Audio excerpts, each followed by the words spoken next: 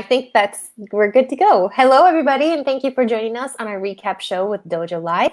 My name is Kim Lentis. Joining me is Carlos Ponce. Hey, Carlos. Hey, Kim. Hey, so today we're recapping last week's show with our very own COO, Matt Perez, talking about settling into the work from home life, which is very timely considering what's going on worldwide right now. And so, yeah, we're here to talk about that show. We've got a couple things that we wanted to talk about today. Our takeaways from last week's show were basically when it comes to working from home, the best advice is to stick to a routine. We also want to be able to communicate well with our household members, right? To make your needs known. This idea of establishing work hours and sticking to it so that you can strike that balance between the work and life balance, right? And then, of course, treating each other like adults and act like an adult. So, Carlos, what do you think? How was last week's show for you? It was pretty interesting, Kim, especially, well, not only because of the topic itself, but also because the conversation was with one of Nearsoft's co-founders, uh, whom I really admire, and also I feel that we have a lot to learn from him based on his experience. I think it was great. It was interesting, and as he says, well, he's been working from home literally throughout Nearsoft's existence. Then, given I think he Nearsoft's said like success, 15 years or something like that, right? yeah, it's like, so this guy probably knows something, right? So yeah, I look, knows a thing or two. So one of the things, Kim, the first thing the first thing that I remember is what actually one of our recap points is stick to a routine. So I find Mhm. it when you're kind of not only working from home on a traditional manner, like, yeah, I'm a work from home guy, but especially when you're forced or driven to work from home, like these days. So how do we stick Mhm. to a routine? How do you stick to a routine, Kim? How do you handle the routines when you're working day to day at home? Right.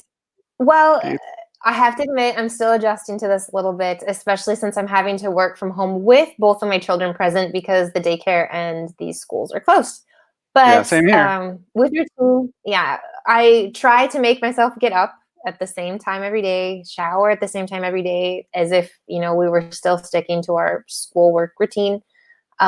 Getting dressed, I think, was something that was really important to not live in pajamas, right? To Mhm. really get your everything that you can to sort of stick to that usual routine like you always do. I think part of that also encapsulated this idea of trying to find a specific work environment, maybe to try to put together a space that's your workspace, right? Even if you don't have the luxury of having a home office, maybe move a table into a bedroom or find something that can sort of simulate this right environment, that can be somewhat private and isolated. And I think that's part of the routine element as well. And I think what I'm trying to do, at least personally, as far as the routine, is sticking to my routine, trying to work, that classic 9 to 5, and then as best as I can, doing any housework or homework Mhm. with the kids or something after that time. So my children's routine's a little screwed up right now, but I'm trying to keep mine. Yeah, and I think it's even more challenging when you have like in the software development industry, which is well, we're not engineers, but we know a lot of them, and we know it's a very demanding industry. You have to be very focused. You have to be creative also. So that I mean, when you have a very different, to say the least, surrounding, that part of the work is challenged. So you have to be creative to maintain a reasonably productive environment when you're at home. Which kind of leads me to the second point, which is how do you maintain some certain sense of order at home while working from home? Well, you need to, number two, communicate with household members, right? So for example, in my case, I am very strict on what given where I'm working right now. It's like, okay, from such and such time to this time, I'm not even around. Okay, so I am, but I'm not. So you have to be very strict. You have to be, Right. and also come to agreements. With the rest of your family members. I know but you know that, Kim. I know that too. With kids, it's hard Mhm. because they don't It have is. the right dimension of what it takes to you know they live in a different world. So I think that's but the rest of the adults in your household, yeah, you can tell them, please help me with this. I need to focus, right? Yeah, pretend I'm not here. Unless it's an emergency, pretend I'm not here. Yeah, pretend that I'm not here, Yeah, right? So yeah. And that I think that's fair. I think it just comes down to trying to coordinate, sitting down and even making some type of agenda with our household members, right? Whether that's our children, our spouses, roommates, whoever it might be. Like, this is what we're going to do to help everybody. This is the time that you need. This is the time that I need. This is the time that we'll sort of be working on, cooking or eating together or mhm. family time or whatever it might be. And I think another point that came up, although we don't have it in our recap points, is this idea of not being too hard on yourself. Oh, um, right, I right, think exactly.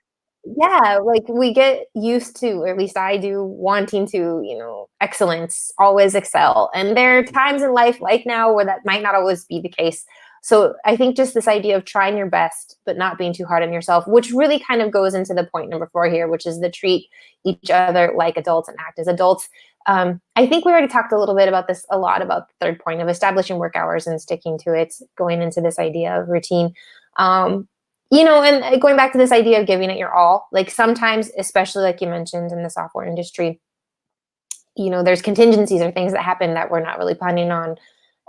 So I think whatever extra or overtime that you might already be, give under normal circumstances, I think it's, fine to do that. But this idea of, what, time to unplug today. I did what I need to do and organize myself for tomorrow and um, disconnect.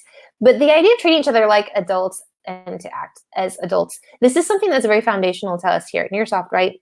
And I think this is something that I wanted to extend this invitation. This working from home element is something that's always been available to us, something that we've taken advantage of for years and years. And I think I would extend that invitation to other companies, especially now that we have to work from home by force in some ways. um, I would encourage other companies to look at this as something that they could incorporate regularly in their company's culture beyond, coronavirus. And also, you employees, right? Like, let's not screw this up, right? Let's prove to our employers that we are adults, that we are responsible, that we can, in fact, do this, that everybody benefits from this type of relationship. Um, so, yeah, I mean, companies be welcoming and employees, take Hmm. it seriously. Yeah, exactly. And especially, you have to. Yeah, I mean, we do it regularly at Nearsoft as a part of our culture, but still, but these days, Kim, I think it's even more important to trust each other. And I think that at least in my team, I think we're well aligned, not only in trust but also in purpose. Okay, we're in focus. So, and I also think when working from home, I think it's very important to also uh, push yourself, especially in hard times, challenging times. Push yourself to get yourself out of the comfort zone that you might have gotten into. So sometimes we're like, yeah, this is, I got this, I got this covered, or you get some momentum, and then you get a pandemic situation like this one, and you go, wait a minute, I gotta get out of my comfort zone. I gotta get creative. I gotta get my butt in gear. So it's like, and I think it's for a lot of people, it's scary, and it is in a way, but it's also, I think it's motivating because it's going to push you to a test. It's gonna it's let it, this puts this working from home in these days. It's like, let's see what you're made of, right? It's that Time kind of to situation. make lemonade out of lemons, folks, right? What was that again, Kim? Is it time to make lemonade out of lemons? Exactly, exactly. Yeah. So Well, I think that those actually were my takes us to the takeaways. end of our recap today. Mm, It was a great show, great conversation. Watch it. And what's coming up later this week, Carlos? absolutely. Okay, this week, this Wednesday, let's see, we're gonna be having the CTO. We're going to be having a conversation with the CTO of a company called Flash Recruit, which is a platform to a talent scouting platform. And we're going to be having a conversation with the CTO, Sean Massa. I hope I pronounced it correctly. And it's going to be about strength finding interviews, or highlighting the candidates at their best, and gatekeeping in hiring. So there you have it, folks. It's this Wednesday, 1 p.m. Pacific, right here on Dojo Live. Perfect. Well, until then, see you later, Carlos. Thank you so much. Thank you, Ruben, there in the background. Bye.